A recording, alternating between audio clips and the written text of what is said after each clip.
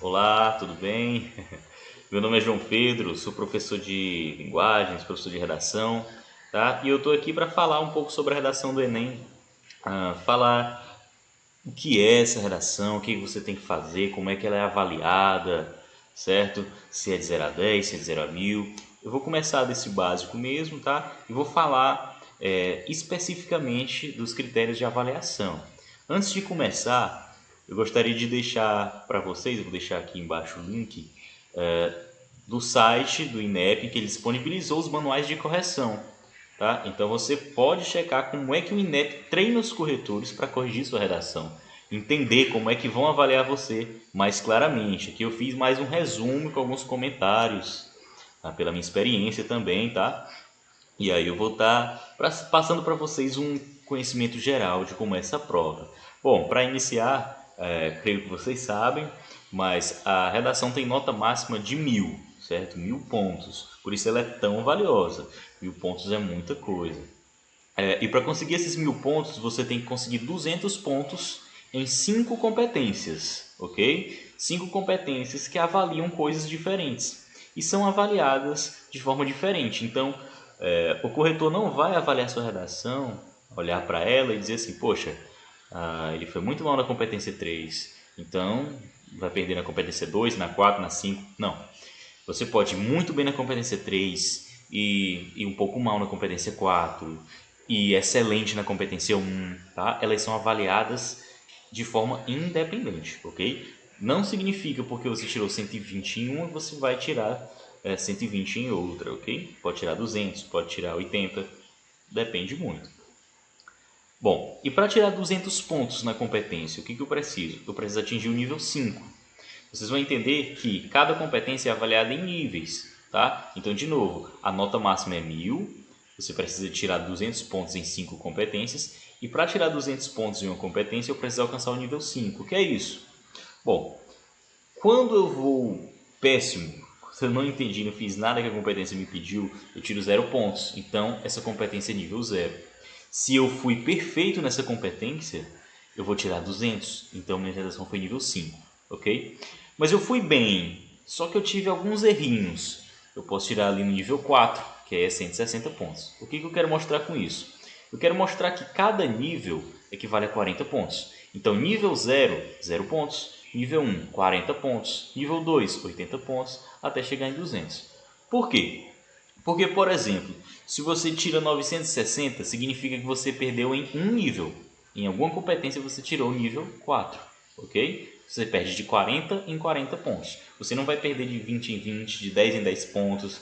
Ele não vai avaliar assim, poxa, eu acho que ele errou, mas esse foi um erro muito bobo, vou tirar só 10 pontos. Não. Você perde em níveis.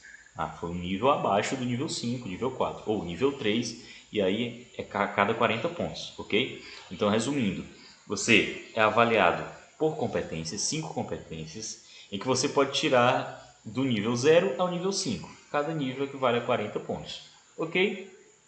Ok. Vamos falar então de início, né, da competência 1, a primeira competência.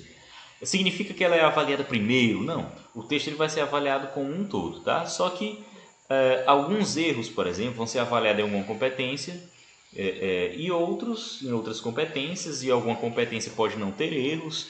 Isso faz, pessoal, com que você erre e não perca a nota toda. Você vai perder somente em uma competência. Isso te favorece. Por quê? Porque se você errou, mas errou somente na competência 1, então nas outras competências você tem um reconhecimento de que foi muito bem. Então alcança a nota máxima, alcança o nível máximo nelas, tá? Mas enfim, competência 1. Bom, a primeira competência ela vai avaliar seu domínio da modalidade escrita formal da língua portuguesa. A gente resume basicamente em acertar a gramática, né? Muita gente fala assim, é gramática. Bom, mais ou menos, também, né?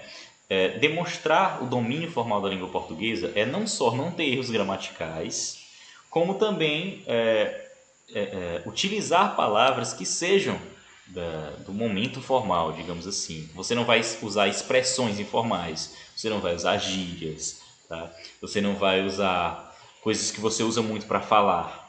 Tipo, por exemplo, você não vai utilizar, tá? Porque não demonstra o domínio da modalidade escrita formal da língua portuguesa. Ok. Mas como é que eu avalio esse domínio da língua formal? O corretor vai avaliar se você tem uma estrutura sintática excelente em todo o texto e se você cometeu até no máximo 2 desvios. Então perceba, o Enem permite que você cometa até 2 desvios. Ele só teve 2 desvios aqui, 2 falhas, tudo bem. Ele consegue tirar 200 pontos na competência 1, alcançar o nível 5. Mas vamos conhecer então o que é uma estrutura sintática excelente e o que são esses desvios, o que pode ser considerado desvio na competência 1, tá? O que pode te fazer perder pontos. Uma estrutura sintática é a existência de determinados elementos oracionais, uma boa estrutura sintática, tá? De determinados elementos oracionais que se organizam na frase e garantem a fluidez da leitura e a apresentação clara das ideias do participante, organizadas em períodos bem estruturados e completos. Professor, traduz, por favor. Traduzo. Uma boa estrutura sintática é uma seleção de palavras organizadas numa frase, num período, que demonstram de forma clara a sua ideia, não fica confuso, tá? E que os termos do período, da oração, da frase se relacionam muito bem, não fica faltando nada. Como assim? Como é que eu poderia ter uma estrutura sintática que não é boa? Bom, geralmente as falhas de estrutura sintática, isso aqui eu estou só apresentando para vocês mais ou menos o que é avaliado na competência 1, tá? Apresenta períodos truncados, justaposição de palavras, ou ausência de termos ou excesso de palavras. O que é isso? Pessoal, como é que eu identifico um erro de estrutura sintática? Tá? E aí, com erro de estrutura sintática, se for mais de 1, eu perco na competência 1 40 pontos. Vou para o nível 4. Tá? Se for muitos erros, aí eu vou perdendo mais níveis, tá? Tirando uma nota menor. Bom, mas voltando. Falhas relacionadas à estrutura sintática pode ser períodos truncados. O que é isso? É quando você, em vez de continuar a ideia, dá um ponto no meio. Você fala assim, isso acontece, ponto. Por causa da... Não, calma, isso acontece simplesmente, já foi no período? Não, tem que continuar. Então você truncou, parou, colocou um ponto onde não devia. Ou justaposição de palavras, né? Essa junção, você juntou onde não era para juntar, basicamente o contrário. Ou pode ser ausência de termos, ok? Faltou alguma coisa, você coloca assim na frase. O Brasil, uma vez que é o maior país em extensão da América Latina, ponto. Faltou alguma coisa. O Brasil o quê? Eu estou esperando o Brasil o quê, ok? Ou excesso de palavras, você faz um período muito longo, fala demais, eu não sei mais o que você está dizendo, você organizou de forma que deu uma sequência de palavras enorme, tá? Ou de elementos sintáticos, vários verbos juntos, eu não entendo mais, ok? Então, até por isso, é interessante que sejam períodos mais curtos, tá? Organize ideias de forma mais direta, ok? Então, isso podem ser falhas comuns de estrutura sintática do texto, ok? Então, o que é uma estrutura sintática? Uma boa estrutura sintática é quando eu tenho um período, uma frase bem organizada, eu consigo entender essa ideia. Quando é que eu tenho falha? Quando eu quebro a frase no meio, ou eu coloco palavras demais, ou eu falta alguma coisa, tá? Ou eu junto palavras de forma que não é para juntar, junto termos, ok? Basicamente é isso. E desvios? O que são considerados desvios na competência 1? O que é um desvio? O que é uma falha? Eu tenho vários. Eu tenho de conversões de escrita, que pode ser acentuação, acentuar uma palavra de forma errada, ou não acentuar quando precisava acentuar, né? Ou acentuar quando não precisava.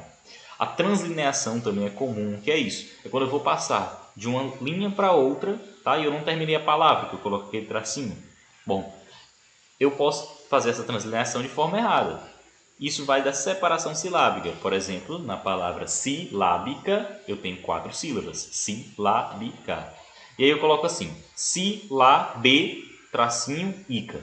Opa, eu quebrei aí. Eu não obedeci essa divisão silábica, certo? Isso é um desvio. Desvio de ortografia, tá? De como escrever alguma palavra. Você pode escrever errado, colocar uma letra onde não devia, colocar uma coisa com 2 S quando não era. Enfim. E eu tenho desvios gramaticais, de regência, tá? A gente pode abordar isso mais à frente. Competência 1, um pouco complexo. De concordância, tá? Plural e singular, um exemplo. De pontuação, vírgula onde não devia, ou ausência de vírgula onde devia. Crase, paralelismo, tudo isso é um erro gramatical que pode ser considerado um desvio.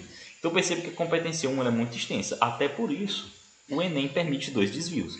Então, se você teve um desvio de acentuação e um de pontuação, você ainda pode chegar a 200 pontos, ok?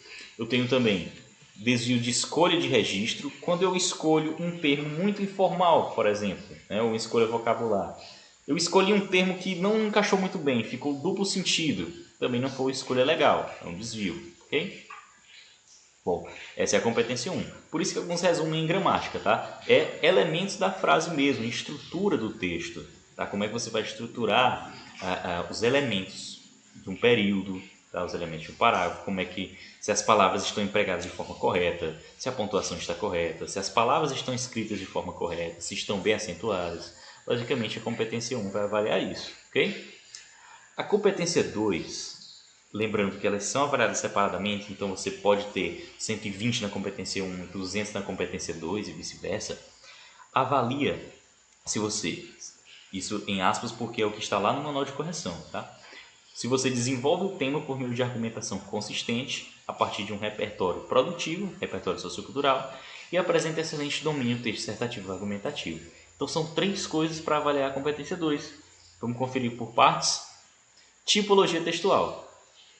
Você vai precisar escrever um texto dissertativo argumentativo. O que é dissertar? Falar sobre algo. Se eu pedir a você, disserte sobre futebol, você vai falar sobre futebol. E argumentar é defender seu ponto de vista. Você diz assim, poxa, pizza é muito ruim.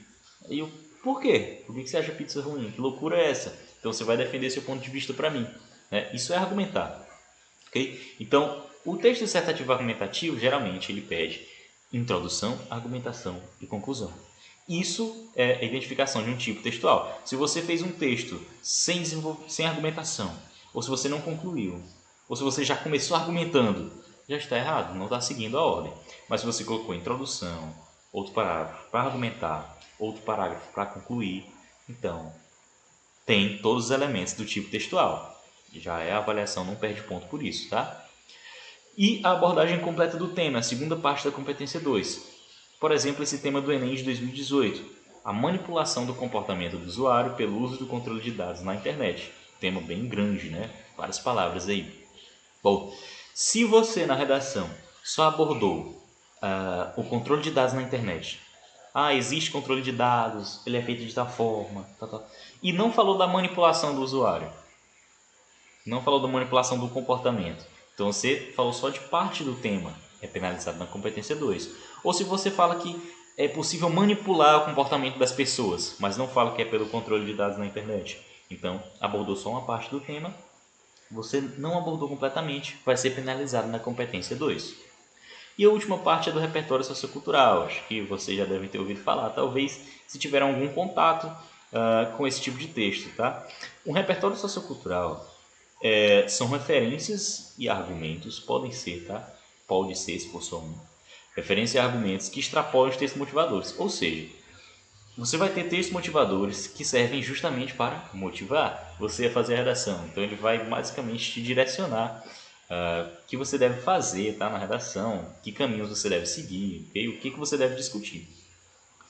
E lá ele vai ter dados, ele pode trazer uma lei, enfim, pode trazer uma tirinha. E o repertório sociocultural na redação é tudo aquilo que você traz que não está lá nos textos motivadores e que devem ser pertinentes, legitimados e produtivos. Vou explicar.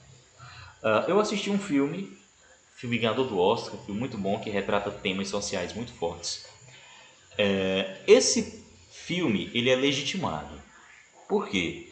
Porque ele é um filme conhecido, ele é um filme premiado, ok? Não é o filme que meu vizinho fez que só assistimos eu, ele e a nossa família. Não é legítimo, não é legitimado, não, só faz parte da sua bolha ali, 15 pessoas, tá? Ele não pode ser legítimo. Assim como a citação de um filósofo, por exemplo, poxa, esse filósofo é legítimo, ele é um pensador conhecido, tá? É uma pessoa importante. É diferente de você usar a citação do tio da esquina. O tio da esquina uma vez me disse uma frase que eu fiquei muito pensativo, vou utilizar na redação. Não, ele não é um repertório legítimo, alguém que possa dar base ao seu argumento, tá? E o que é ser pertinente? É ter a ver com o tema, ok? Então você vai trazer algo para justificar seus argumentos que seja legítimo e que tenha a ver com o tema. Então se o tema é a manipulação do comportamento do usuário pelo controle de dados na internet, você precisa trazer um repertório quando for argumentar. Por quê? Primeiramente, se eu vou demonstrar meu ponto de vista para você sobre alguma coisa, tá? Vamos pegar o exemplo da pizza de novo. Eu digo, ora, pizza é ruim porque eu não gosto. Não convence ninguém, não é uma argumentação. Ah, porque tem cheiro ruim. Ah, porque faz mal. Eu vou dizer, não, faz muito bem. E fica por isso mesmo.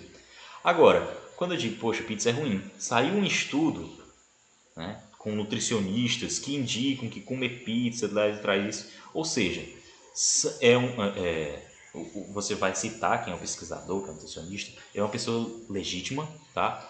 É um cientista ou uma cientista, e é pertinente. Por quê? Porque tem a ver com o tema, tem a ver com o que eu estou falando, que é a questão da pizza. É nutricionista, tem tudo a ver, ok? Isso era ser legítimo e pertinente. E por que é importante trazer?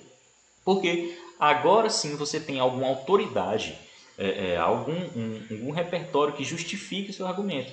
Poxa, pizza não é legal. Por quê? Porque um nutricionista ou uma nutricionista em uma pesquisa estudou e disse isso, isso e isso. Ah, agora você me convenceu. Não tem como eu discordar disso e dizer assim, não, ela está errada. Ok? Então por isso que o repertório é muito importante na redação. Porque ele vai dizer, ele vai mostrar na verdade, tá? Que seu argumento não é só um achismo seu, não é só, eu estou dizendo isso porque eu quero. A manipulação existe porque eu estou dizendo, ok? E quer ser produtivo, tá? Ser produtivo, um repertório produtivo na redação do Enem, é quando ele serve para discussão. Não adianta você chegar lá e colocar assim, no poema de Carlos Drummond de Andrade, esse rapaz que está aí no fundo do slide, ele diz, ele cita, ele demonstra que havia uma pedra no meio do caminho, no meio do caminho tinha uma pedra, desculpa. Ponto.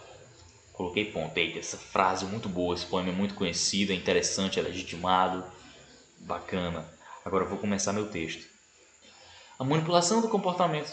Aí você fica, poxa, serviu para alguma coisa esse repertório? Teve alguma ligação com o que eu vou discutir? Teve alguma ligação com o tema? Não. Se não teve, ele não foi produtivo. Embora possa ser legitimado, é de um poeta conhecido, possa ser até pertinente. Às vezes o tema tem a ver com pedras no caminho, né? Um tema mais subjetivo. Mas se não tem a ver, é legitimado, mas não serviu para nada, não serviu para nenhuma discussão, ele não é produtivo. Então, resumindo, tá? Resumindo, é porque a discussão é densa. Mas o repertório sociocultural, ele é utilizado para dar base à sua argumentação, para dizer que não é só achismo seu, e ele precisa ser legitimado, pertinente, ter a ver com o tema, e ser produtivo, servir para discussão. A competência 3, ela vai avaliar a capacidade do participante de selecionar, relacionar, organizar, interpretar informações, fatos, opiniões e argumentos em defesa de um ponto de vista. Professor, traduz de novo. Eu traduzo sem problema nenhum. A competência 3, ela vai avaliar a sua argumentação. O que você selecionou de argumentos? Como é que você apresentou? Como é que você interpreta esses argumentos? Como é que você vai me convencer ou tentar? Ok? Então, se o tema é, de repente, obesidade infantil, eu tenho uma opinião sobre a obesidade infantil, professor. Eu acredito que a obesidade infantil é muito ruim, é muito presente na sociedade. Ok, é sua ideia. Na competência 3, você vai ser avaliada a capacidade de argumentação sobre isso. Você vai ter que me convencer disso. Me convencer de que é um problema, de que existe na sociedade atual. Então, vai avaliar o que você selecionou, relacionou, organizou, interpretou para me provar seu ponto de vista. Você coloca, olha, a obesidade infantil é ruim, porque prejudica a saúde de muitas crianças, está presente na sociedade, porque os casos estão aumentando. Segundo, está aqui esse órgão muito competente que estudou, me mostrou um dado que 50% das crianças de lugar tal estão sofrendo de obesidade infantil. Então, vai ser avaliada essa sua capacidade de argumentação, de selecionar argumentos coerentes, tá? Que tenham sentido, que realmente façam sua opinião valer. Okay? O que você vai defender, né, na redação valer, porque você precisa defender seu ponto de vista sobre o tema, certo? Geralmente no Enem sempre há um problema, sempre eles trazem um problema, então fica muito fácil você definir o seu ponto de vista. É a violência contra a mulher, poxa, o ponto de vista está óbvio, é que é ruim, tá? Não é uma coisa boa.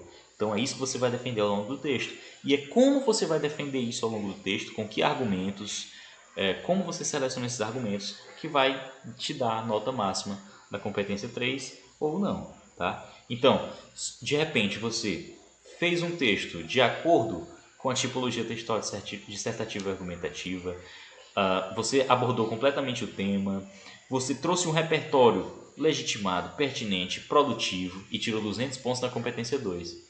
Mas quando você foi selecionar os argumentos, ficou cheio de furos, eu não entendi nada, você não organizou direito, tá? Seus argumentos não fizeram muito sentido, então você pode tirar uma nota mais baixa na competência 3, sem problema nenhum. Por quê? Porque são avaliadas separadamente.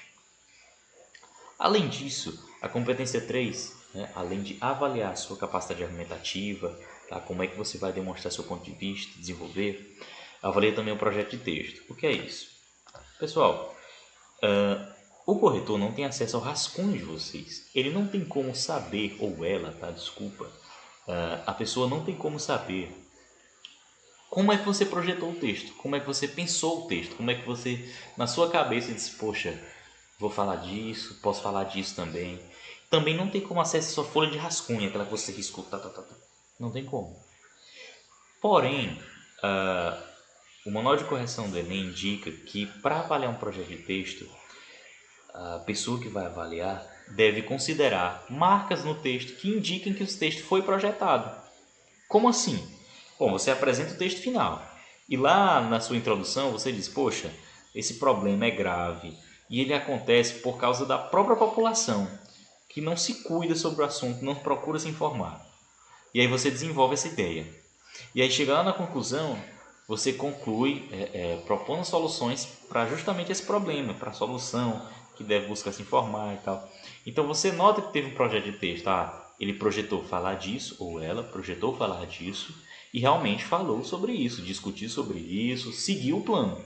Então no texto eu consigo identificar se você seguiu o plano ou não. Por quê? Porque muitas vezes na introdução a pessoa coloca assim, poxa, isso acontece, esse problema acontece por causa da pressão das indústrias. E não fala mais nada sobre isso. Então eu identifico que você projetou falar sobre isso, você tinha uma ideia sobre essa questão, mas você não desenvolveu. Então você projetou mal o texto, perde também pontos na competência 3. No caso, perde 40 pontos, né? Desvio 40 pontos. No caso do projeto de texto, se ele for muito falho, você pode perder até 80. Porque perde de 40 em 40, avaliado em níveis, como eu expliquei no início, tá? A competência 4, segure os fôlegos. Qualquer coisa, pausa o vídeo, vê mais lento, mais rápido, dependendo do seu nível de conhecimento, tá? Eu sei que é muito extenso, muita coisa para falar e eu estou resumindo muita coisa também. Mas a competência 4, ela está da seguinte maneira no manual de correção, que vocês podem conferir. Para que o texto tentativo argumentativo seja avaliado nos níveis mais altos da competência 4, é necessário que haja uso adequado e diversificado de elementos linguísticos de coesão, especialmente operadores argumentativos. O que é coesão? É uma espécie de ligação, é a ligação das suas ideias. Então, se eu estou no meio de uma conversa, e aí eu estou falando sobre o K-pop, eu estou conversando sobre o K-pop, eu estou debatendo sobre o K-pop, de repente, sim, eu vi lá o Renato Abreu. Quem é Renato Abreu? O que isso tem a ver com o assunto? Você não conectou, tá? Não teve coesão entre as suas ideias. E no texto, principalmente, isso é necessário. Então, a competência 4 avalia as conexões dentro do texto. Como é que você conectou uma ideia à outra, tá? Não é simplesmente, encerrei o parágrafo, falar de outra coisa, nada a ver, e segue a vida. Não, tem que conectar suas ideias, dizer, poxa, além disso, tá, que eu falei, em consequência disso, então você está conectando. A competência 4 avalia essa conexão, especialmente com operadores argumentativos. Como assim? Bom, é diferente eu escrever que o Estado, por exemplo, o governo deveria, né, assegurar ou assegura pela Constituição o direito à segurança. No Brasil, há uma grande porcentagem de violência, ponto. Citei e não conectei. É muito diferente eu escrever dessa maneira. O governo assegura pela Constituição o direito à segurança. No entanto, no Brasil, isso não se reverbera, isso não se faz presente. Poxa, eu dei uma ideia de contrariedade. No entanto, embora, né, haja essa garantia, isso não se concretiza. Então tem toda uma importância dentro do texto argumentativo. Para eu argumentar, eu preciso utilizar esses operadores. E a competência 4 ela avalia isso, como é que você conecta, né? Não basta só conectar também, você tem que conectar de uma forma que leve à argumentação. O que significa coesão, eu já falei, tá? Ligação e relação entre elementos e superfície do texto. Então, no superficial, como é que eles estão se relacionando, tá?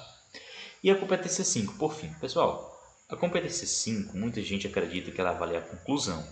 Não é assim. A competência 5 não avalia a última parte do texto necessariamente, tá? Ela avalia a proposta de intervenção. Por quê? Porque o Enem, ele pede que você proponha soluções para os problemas que você tratou.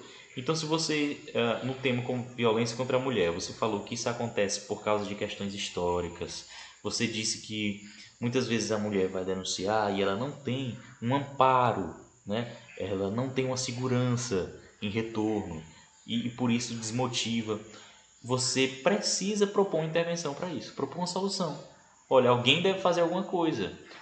Alguém deve dar essa segurança à mulher, tá? Alguém deve reverter essas questões históricas com programas educacionais, não sei, aí vai de você, tá? Mas a competência 5 vai avaliar a proposta de intervenção, respeitando os direitos humanos, tá, pessoal? Então é aquela coisa, os direitos, desculpa, a proposta de intervenção não pode ferir esses direitos, ela não pode, de repente, sugerir uma ideia de Thanos. Poxa, para acabar com esse problema da desigualdade é só dizimar metade da população. Poxa, não é viável, isso fere totalmente os princípios, sabe, dos direitos humanos. Ou, por exemplo, você falar que tem que para lidar com a questão da superlotação das cadeias é só matar todos os criminosos. Não, tá? Isso fere direitos humanos. Então tem que ter muito cuidado também, tá? Não pode ser qualquer tipo de intervenção. Bom, a proposta, como é que ela vai ser avaliada? Preste atenção, a competência 5 é avaliada da seguinte maneira. Ela avalia uma proposta de intervenção que deve ter 5 elementos básicos: ação, agente, modo, meio da execução dessa ação, seu efeito e um detalhamento. O professor falou grego, não entendi nada. Bom, quando você for propor uma solução, tá, que você deve propor, como já falei, você precisa de alguém, né, que é o agente, para fazer alguma coisa, que é a ação. Então, por exemplo, a sociedade civil, a agente, é quem deve fazer alguma coisa, deve reunir-se em grupos comunitários, não sei. Bom, deve fazer alguma coisa. Como? Por meio de que fazer essa ação? É o modo meio. Por meio de... enfim, agora me foge, tá? No improviso, mas por meio de conexões entre bairros vizinhos, posso fazer assim, por meio de confraternizações, por grupos de WhatsApp, por exemplo, tá? Não sei, eu posso inventar ali um modo, tá, de fazer essa ação, ok? Um efeito, ou seja, qual o efeito disso? Por que a sociedade civil irá fazer isso? Para quê? Né? É o para quê. Então, para que ela vai fazer isso? Poxa, para tentar reverter um quadro histórico de violência, né, com ensinamentos, com educação, ok? E um detalhamento. O que é esse detalhamento? O detalhamento, muita gente pensa que, poxa, eu vou detalhar minha proposta, eu vou acrescentar um monte de coisa. A sociedade civil, ou o governo, ou a mídia, ou a igreja, ou enfim, deve fazer isso, e isso, e aquilo, e aquilo, e aquilo. Vai colocando várias ações. Deve fazer isso, também deve fazer isso, fazer... Não. O detalhamento, ele é um acréscimo de informação, pode ser uma explicação ou uma exemplificação, sobre um dos outros elementos. Então você diz assim, poxa, a mídia é meu agente. Eu posso detalhar essa mídia, dizer quem é essa mídia? A mídia, as redes sociais, a internet, né, os canais de televisão de massa, enfim. Eu vou detalhar, eu vou explicar, eu vou exemplificar o que é isso. Então, detalhamento. Ou eu digo, a mídia deve fazer campanhas, promover campanhas. Essa é a minha ação. Eu quero detalhar, eu vou dar mais informações sobre essa ação. Eu vou dizer que ela vai promover campanhas de tal maneira, ou com tais profissionais, enfim, eu vou dar mais detalhes. É basicamente isso, sobre um dos outros elementos, ok? Se eu fizer 5 propostas, professor, rapaz, na conclusão eu fiz 5 propostas. Fulano deve fazer isso, outro fulano deve fazer aquilo, outro fulano deve fazer isso. qual vai ser avaliada? Eu fiz uma muito boa, que tinha agente, ação, modo, detalhamento, o efeito, mas a outra só tinha agente e ação. E aí? Só é avaliada a mais completa. Então, se você fez uma proposta de intervenção com agente, ação, modo, detalhamento e efeito, e outra só com agente e ação, a que tem mais coisas é avaliada. Então, contem comigo. Agente 1, ação 2, modo 3, detalhamento 4, efeito 5, 5 níveis, 200 pontos. Só tem 4, só tem agente, ação, modo e efeito, 160 pontos. Só tem 3, agente, ação e modo, 120 pontos. É assim que funciona, ok? E em caso de repetição de elemento, eu fiz várias propostas, professor, mas eu quis que o Estado fizesse várias coisas. Então, primeiro eu disse que o Estado deveria fazer isso, depois eu disse que o Estado também era urgente que ele fizesse tal coisa. Bom, só conta uma vez. Só vai contar em uma proposta, tá? Na outra não conta. Bom, basicamente é isso. Eu sei que provavelmente tenha dúvidas, tá? Porque é uma questão densa, eu quis deixar o mais rápido possível para vocês. Eu sei que esse texto... desculpa, até confundi. Esse vídeo pode até ficar um pouco grande. Mas deixa aqui nos comentários qualquer dúvida, tá? Eu vou deixar aqui os canais de contato também. Pode falar comigo. Essa é só uma aula de apresentação. Eu vou estar postando em breve. Eu vou estar postando, é uma coisa, é uma marca de oralidade, tá? Não coloquem, por exemplo, essa construção no texto de vocês.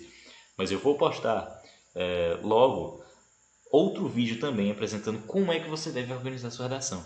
Quer dizer, como é que eu vou fazer? E como é que eu começo? Como é que eu termino? Eu vou falar disso no próximo vídeo, tá? Mas deixa aqui qualquer dúvida, vou deixar meus canais de comunicação, vocês podem falar comigo sem problema nenhum. Algum tipo de acompanhamento de redação, faço correção, tá? Mas aqui é mais para o geral mesmo, para quem tem pouco conhecimento, quase nenhum, tá? Ou nenhum mesmo, para ficar ciente de como é que vai ser avaliada a sua redação. Eu espero ter ajudado, eu espero ter sido claro, na maioria pelo menos das coisas, porque, como eu estou dizendo, é uma coisa muito densa, eu tentei resumir, tá? Algumas coisas da melhor forma. E é isso. Muito obrigado por assistir até aqui. Até a próxima.